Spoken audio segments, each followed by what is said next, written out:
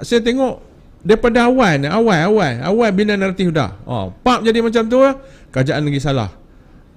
YAB Amiruddin salah. Salah PBT, salah YAB Amiruddin, salah ni. Ni satu lagi. Dan satu lagi kita entah tak tahu mai kok mana ni. Dia kata #sokong Petronas. Kita pun tak faham.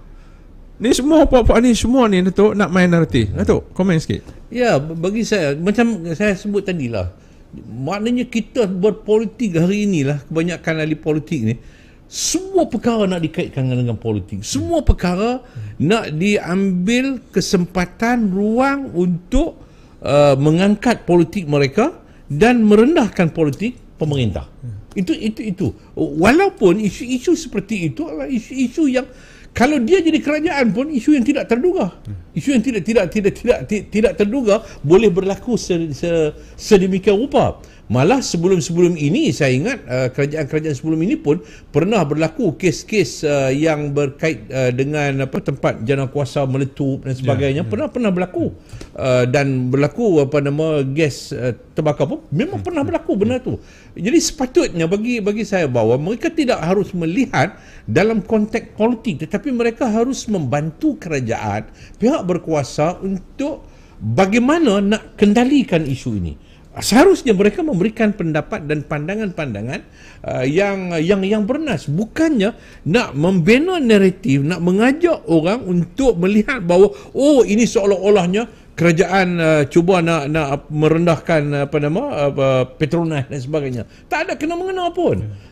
Malah Petronas terlibat dalam urus dia nak mengendali dan nak mencari apa bentuk bantuan yang boleh diberikan kepada mangsa-mangsa yang terlibat. Seperti dalam sidang media yang Mak Berhormat Perdana Menteri telah memberikan arahan supaya pihak kerajaan negeri bersama dengan Petronas untuk melihat masalah-masalah bantuan yang boleh disalurkan kepada mangsa.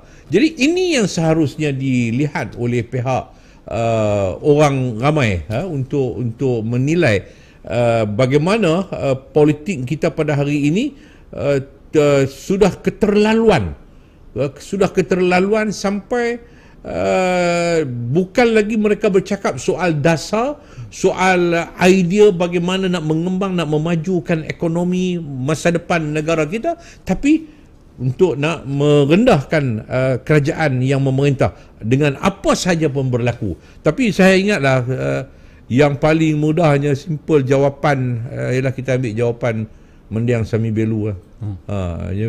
Sami Belu ni dia sangat mudah. Itu takkan itu Tuhan Allah punya tentu.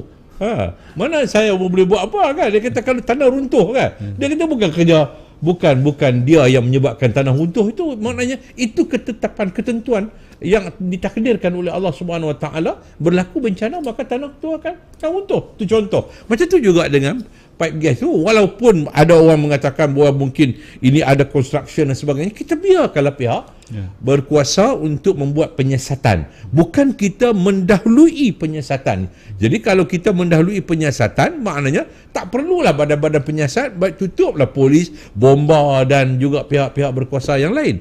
Jadi ini yang saya nak nasihat kepada masyarakat di luar, khususnya bagi saya masyarakat tu tak terang mana yang duk main isu ni banyak orang politik, tapi mereka pun tak berani nak main secara terang-terang. Dia hanya buat hashtag support Petronas dan sebagainya. Dia cuba untuk nak menangkap pemikiran masyarakat ni seolah-olahnya